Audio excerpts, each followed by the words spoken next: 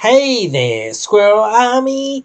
Today we're going to do a deck tech on Otharri, Sun's Glory. You can join the Squirrel Army by subscribing.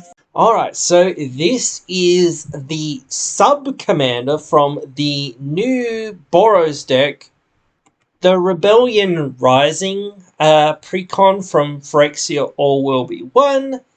This is a pretty cool commander, and I've seen a few people been talking about it and doing decks on it, so I wanted to throw my hat in the ring. Plus, I think I'll build this for myself, or at least try it, because it does seem like something that I would like to do. Just attack people, get tokens, get advantages, you can bring it back from the graveyard, all of this stuff. If you don't really know what it does, it's a 5 mana, 3/3, flying, lifelink, and haste. When it attacks, we create, we get an experience counter with, then we create a 2/2 rebel that's tapped and attacking for each experience counter that we have. So the first time we get essentially 5 power, tapped and attacking, and then the second time we get 7, and then so on and so on and so on. So it scales up quite quickly, and if you have a few things to get those experience counters up, you can start going really ham with it. It's kind of Assemble the Legion on a stick, kind of, but the thing about this that I actually like, that's not a whole lot like Assemble the Legion, is that it actually does something straight away, and that's one of my biggest problems with Assemble the Legion, is that it doesn't do anything right away. And it takes a full turn to actually start doing something, and the first thing that you get out of it isn't that amazing, and then the second thing isn't still amazing, and then the third thing you get out of it still isn't that amazing, and then it's probably dead by then, because it's a 6-drop? No, it is a 5-drop, whatever. But still, it's just so cumbersome that you never really get enough value out of it to ever really, in my opinion, play the card, because it's just like, cool, 5 mana, I do nothing. Cool, my next turn, finally I get 1/1/1 for 5 mana. Okay, it has not paid for itself at all until I get at least 5 1/1s out of this thing. That's absolute bare minimum. So it's got to survive 5 more turns on the battlefield from at least turn 5. Let's say that. Or at least turn 4. Let's say that. The game is probably going to be nearly over by the time that I've gotten enough significant value out of that. But this is my commander, and I can at least play around this. So that is good. And if it dies, unlike a lot of creatures, we can at least try to bring it back. We can tap and untap rebel we control and return it from the graveyard to the battlefield tapped. We might want to play a few rebels and whatnot. There's not actually that many rebels, I don't think. Well, there's about 17 things that refer to rebels or make rebels, and about 49 things that actually are rebels. Of course, we could use shapeshifters or whatnot as well, but I don't think we need to go too heavy on making rebels. But then again, the way that I see this dying a lot of the time is because we are a token deck, in a sense, and a aggro deck, so I think this is going to get swept up in a lot of board wipes. So that's where I find that the weakness of decks like this is, it's like, cool, I have this side strategy for this commander and for this deck, but how likely is it to actually happen, because how many actual rebels or whatnot, or of the thing that I need to care about, do I actually have, and can I actually fit within my deck? Because it's like, well, only so many of those rebel cards or rebel making cards would actually be of any relevance to us and our game plan. So that becomes a difficult, path that you've kind of got to wind yourself down and figure out, okay, well, how can I put enough rebels in this deck to make it, that bring this thing back text relevant, but not so many rebels that I'm just clogging this deck with a whole bunch of garbage rebels that don't really do a whole lot for the deck, and whatnot. So that's where it becomes, hard. But I don't know. I don't really want to focus on the rebel part of this. This isn't a rebel deck. This is like, you could build this as a Phoenix tribal commander. I see a lot of people doing that with a lot of decks like this. They see one piece of text on cards like this, which is its creature type. They don't care about the rest of the text. Oh, it's a Phoenix? Okay, Phoenix tribal. That's it. It doesn't care about Phoenixes. It doesn't do anything with Phoenixes. But it's a Phoenix, and it's in the right colors for a Phoenix deck, which is mostly red anyway, to start with, I would say. And then you've got white, which does have a lot of upsides. So, yeah, I don't know, but still, that's just my thing about, like, cards. I always read the cards and what they actually do rather than just going, okay, cool, Phoenix Tribal or whatever.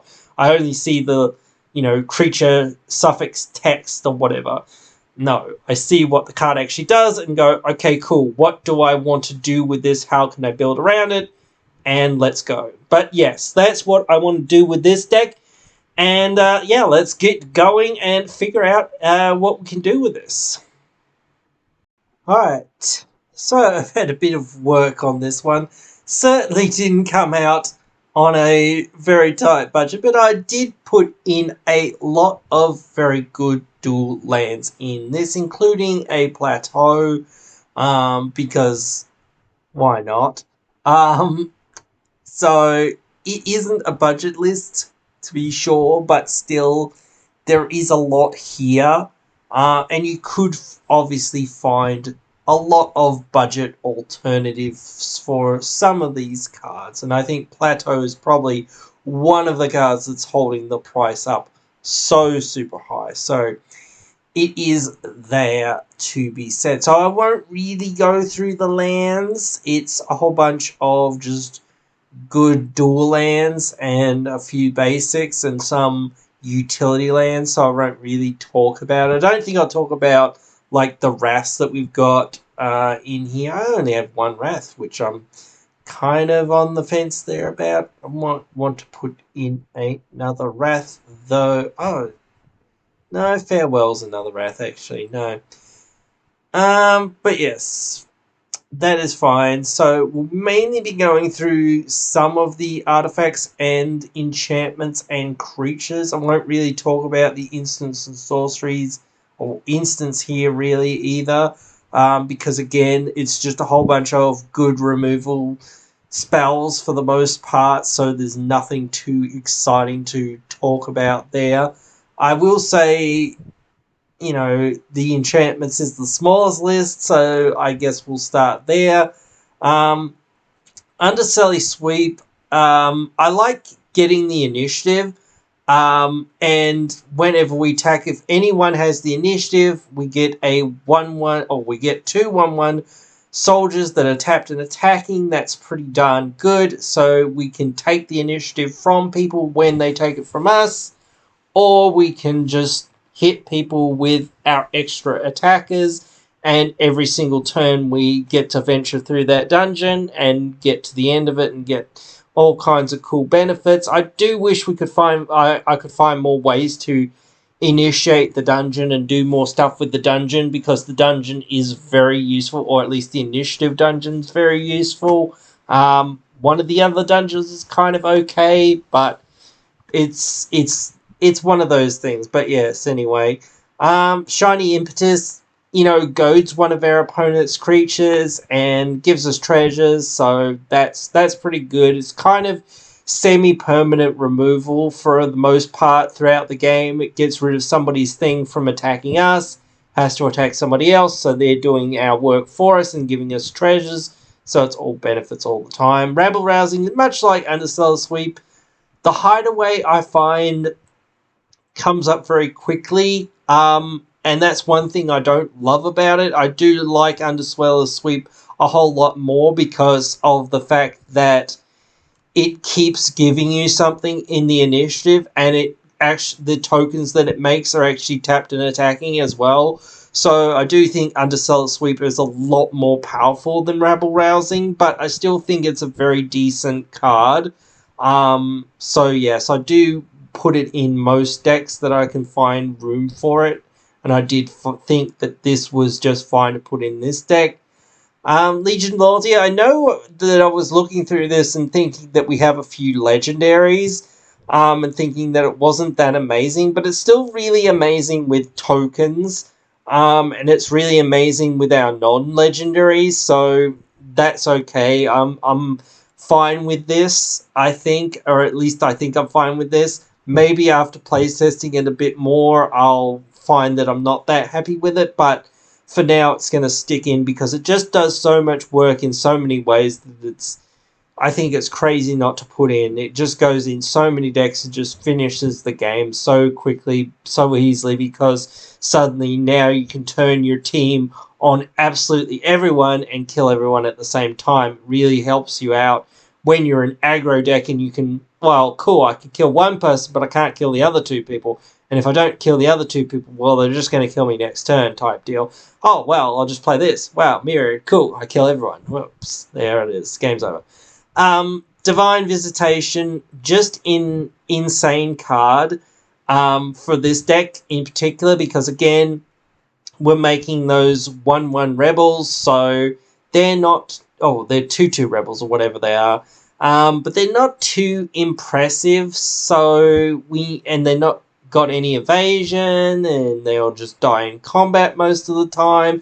And that is one thing that I'll say about Loyalty and Rousing is they do make tokens, and especially Underseller Sweep, they do make tokens that die very easily in combat, but then again, opponents have to worry about the bigger, badder, scarier things that are hitting them more so the tokens do hit a lot more than what you would think a lot of the time, because, well, I'm not going to be bothered blocking these random 1/1s because, or unless they're the only things sort of attacking, because I've got to worry about your 4/4s or your whatever else's. So, yeah. But anyway, still, this is a really great card. It turns everything that we generate into 4/4 Flying Angels, which is very, very powerful. I will touch on the Mana Rocks and whatnot that are in this deck and just say there is a bunch of really good Mana Rocks in this deck. So I'm not really going to talk about a whole bunch of the Mana Rocks or a whole bunch of the ramp style cards that are in this deck, like, where is it? Jeez. Staff of Titania and other cards like this, or Sword of the Animist, etc., because they're sort of staple cards, sort of Hearth and Home. They're sort of staple cards of non-green decks that kind of need extra ramping capabilities and whatnot. So I'm not really going to talk about them because they're just like there and good. So there's not much point in really talking too deep about the ramp package in the deck. Blade of Selves. Again, Myriad for a creature is very good. We change our damage output from hitting one of our opponents to hitting all three of our opponents. So that's really powerful, sort of an effect. Again, we do have a lot of legendaries, but I think we're still okay because we are generating tokens and whatnot as well. So that's probably still fine. Glimmer Lens. I like that it makes a rebel as well, so that works with our commander's whole deal. And whenever the equipped creature and at least one other creature attack, we draw a card. We have a few ways to take extra combats in this deck, so if we put this on some creatures that can help us take those extra combats, well, we'll draw a couple of cards per turn, so that's pretty darn useful. Helm of the Host just can copy anything. It gets crazy with absolutely anything, but it does make a token copy of the creature, and especially with our commander, that can be really powerful, and it is not legendary, obviously, as a lot of people do know. But yeah, that's really powerful, sort of an effect that we do want to use. There are a few combos that you can kind of do with it, but I'm not really thinking about that per se that much. It's just kind of there, and it exists, and if it happens, it happens. There's not a huge plan to do it, but if you do it, you do it. Like, type thing. Hexblade Warbreaker, again making those rebels, so that's good.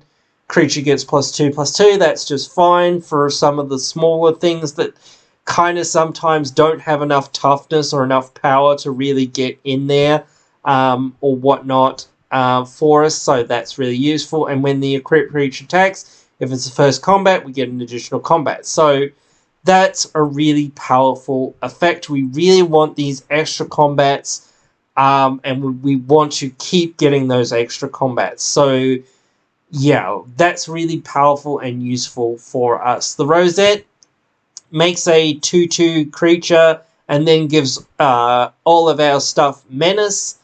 Menace makes our stuff really hard to block. It's one of the very few really good evasion cards that we can kind of find that's not flying. So yeah, it's well worth it, especially with making the token as well. Follows along with our commander's game plan. Staff of the Storyteller is a new interesting card. Again, it makes something when it enters, it makes a spirit. Whenever one or more creature tokens are created, you put a counter on it, and then you can remove a counter on it, pay 1 white and remove tap it to remove a counter to draw a card. It's a slow card draw, but the counters get on there quickly, so you can draw lots and lots of cards off of it once it gets those charge counters. So, and it's not hard to keep it stocked for charge counters because you will be making tokens quite a bit. It is one-off, but like once per round or whatever. But still, I think it's fine. It does come with a body, and it doesn't really do a whole lot, but still, it does draw us cards every now and again.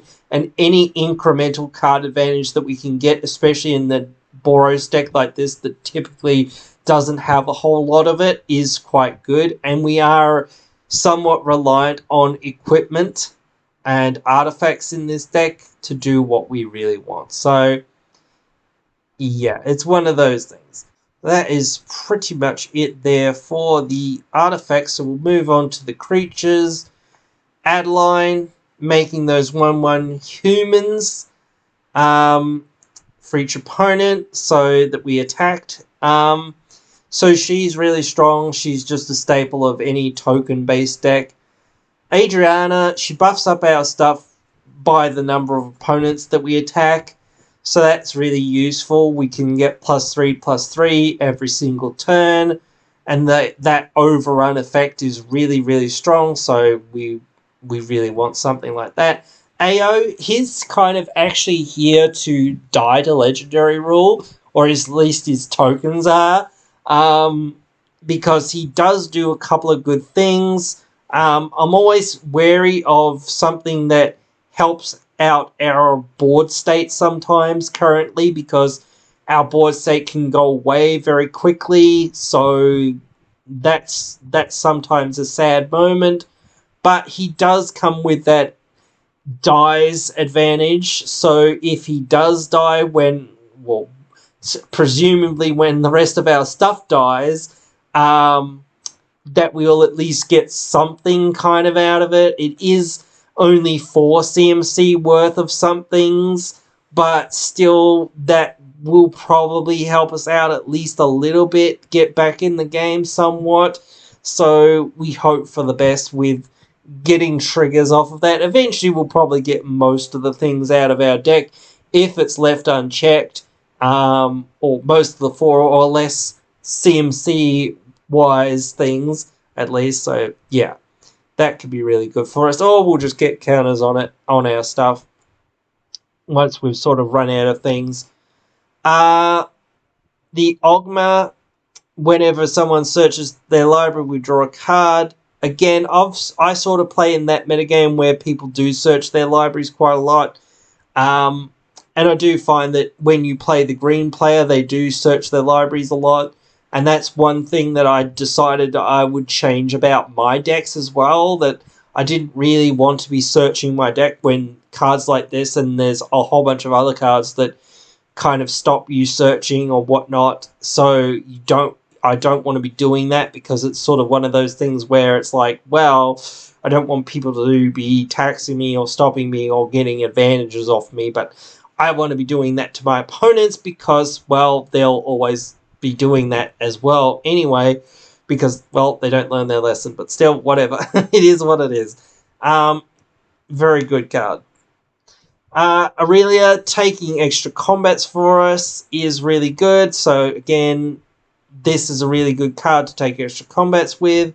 The Battle Angels, this works well with extra combats as well, though it's not an attack trigger, it's a hits trigger, but it has Myriad, so it hits each, or probably will hit each of our opponents, or will hit something of their flyers or reach down for us, so that's alright, but it gives us card draw or mana and life. Life is the least important of those, but still gives us to us, so can be useful.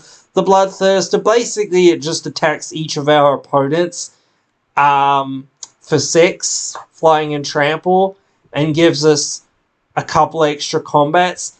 I wasn't sure about it because I'm kind of like always thinking, well, I don't want to rely on something that doesn't untap the rest of our creatures when we're going through a combat, because we'll just get stuck with a whole bunch of other stuff that now can't attack, but he can attack, I guess. So, if we have a whole bunch of vigilance things, then maybe, but still, at least he can attack and he can do some stuff and can do some damage, so, and getting extra combat triggers on some things will be just alright as well, so. The Chaos Adventurer, I think this is the only other thing that actually takes the initiative, but still, it's a pretty good one. It's basically Otharri, or the same thing as Otharri, except just for us. So that's pretty good card advantage that we get eventually once we complete the dungeon. So that's a really good card that we really want. Combat Calligrapher, like, we don't even have to use this. Like, we don't even have to attack our opponents with anything for this to net us lots and lots of value, because our opponents will naturally attack each other sometimes as well, and just them getting that little extra bit of damage out there for us kind of thing is really useful. It is a sort of political tool. It's so good. I think it's one of the most underrated cards that's out there in white, and actually I might do a video about it, but still, it's one of those cards that you need, I think a lot more people need to be playing and paying attention to, because it's just so good to make those deals, even, like, you know, out of the thought of saying, well, you could get 2 extra damage, flying damage, if you attack one of my opponents. So why not attack all 2 of my other opponents? Why not? You might as well, because you get 2 free extra damage against each of them. So that's still really useful. Liara Porter. This was in my other deck, my other Boros deck that I was building. I still think she's quite good, but she is, like, a lot less good in a lot of circumstances some of the time, but still we get that card advantage and we get that mana advantage out of her.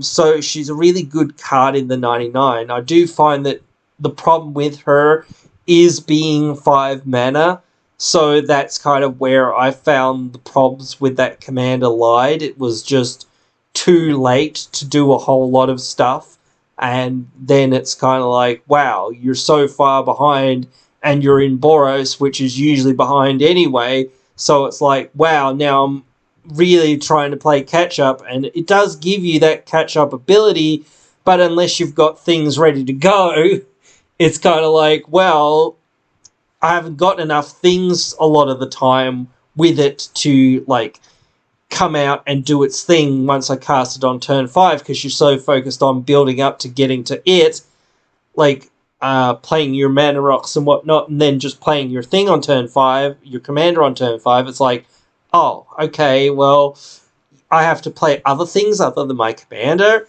so that's a bit awkward, you know, in that position, or you're sitting there going, cool, I don't have any card advantage, because my commander's not out. I could have attacked maybe, but I only have a whole bunch of X1s or 1-1s or whatever, 2-2s and whatnot. So it's just like, cool, my stuff is outclassed and whatnot. And that is a problem with decks like these. It's like you get outclassed pretty easily. So you've got to find good ways to buff up your stuff, give it evasion and whatnot. So yeah, I'm still working on that. That's why I liked Nyali before, because it gives your stuff double strike. Deep Gnome Taramancer, whenever someone land ramps, we get a planes into play. Even if this pays off once for us, that is fine. If it pays off more than once for us, we are getting really good value, so that's really useful. Delina can clone anything for a turn, and the token isn't a legendary, so you know that's really useful as well. So we can get any ETB triggers or dice triggers or whatever, attack triggers, combat damage triggers, all sorts of different things with it. So that's real useful. Dragon Range Challenger. We have a whole bunch of artifacts in the deck. So I felt, and a whole bunch of enchantments and some instant sorceries. So I did feel like it had a fair few targets in the deck, or for the non-creature side of it. So I felt like that's pretty good. Getting to Surveil, getting that card advantage. Again, we're in Boros. We need any kind of card advantage that we can kind of get. So yeah. Duke, giving something Myriad is very useful. And Haste, both of those pretty darn useful. Esper Sentinel, just like, again, if people play those non-creature spells or whatnot, we can draw cards, so that's really useful. Otharri, massive card advantage. I always don't love Otharri because Otharri, to me, like most of the time with my opponents, oh cool, I flipped a whole bunch of lands that weren't useful, and I'm never one to steal people's cards because, well, in the end you end up really stealing them because, oh, whose card was this or whatever, or it gets shuffled in because you just, oh cool, the game's over or whatever, or they went to the graveyard or whatever. So you think, oh yeah, I put them in my graveyard or whatever. You forget that there are other people's cards, so I don't like stealing other people's stuff that much. I only like stealing quote-unquote instant sorcery style effects or whatnot, things that are immediately going to go back to the opponent, because it's like, well, what's the point of taking their stuff for the most part to me?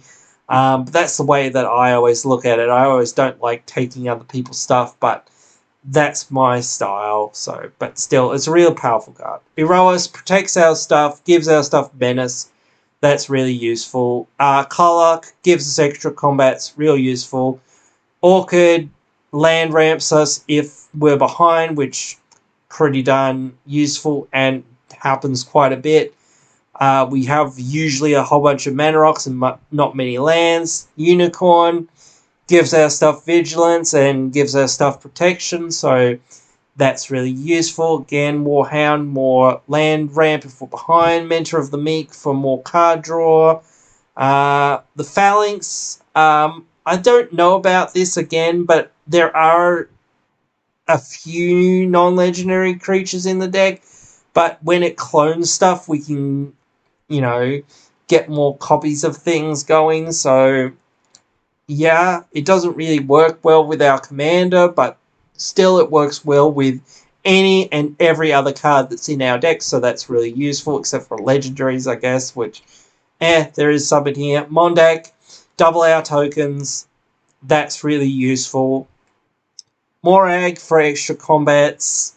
Mariel, our opponents can't cast stuff during our turn, and we make tokens, so both of those things are pretty darn useful for us. Nyali gives us some amount of card advantage, and gives our tokens double strike, so any way, again, that we want to buff up our tokens could really help us out, and any kind of card advantage that we can get, that we can keep getting access to, or keep getting a discount on, or whatever else, is really useful. Both the Odrics are here for mass evasion and things like that. Professional Facebreaker does two really good things, giving us treasures or giving us card advantage, so both of that's really useful. Pure Steel Paladin, again, we have a whole bunch of equipment in the deck, so we can draw a whole bunch of cards and equip our stuff for free, so that's really useful. The Strike Force, it's here to give our stuff melee, so that's really useful.